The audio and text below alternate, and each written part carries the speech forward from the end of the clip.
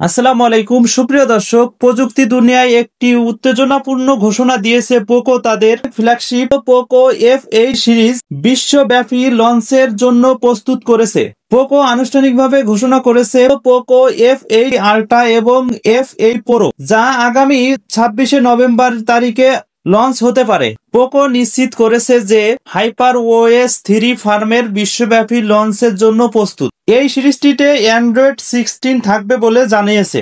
এতে ক্যামেরার মানও ভালো হবে এবং আরো শক্তিশালী হয়ে আসবে বলে বোঝা যাচ্ছে। এই ফোনটিতে স্ন্যাপড্রাগন 8 এলিট এবং স্ন্যাপড্রাগন 8 জেন 5 এর চিপসেট ব্যবহার করবে বলে জানা গিয়েছে। এছাড়াও এই ফোনটিতে 100 ওয়াটের কুইক ফাস্ট চার্জিং চার্জারও থাকবে। পোকো আরো ইঙ্গিত দিয়েছে যে ফোনটি শক্তিশালী হবে এবং ফ্ল্যাগশিপের তুলনায় ফোনটির দাম অনেক সাশ্রয় হবে। এই ছিল পোকো F8 সিরিজ সম্পর্কে আমাদের কাছে শেষ আপডেট। পোকো F8 সিরিজ সম্পর্কে জানতে আমাদের সাথে থাকবেন। ধন্যবাদ।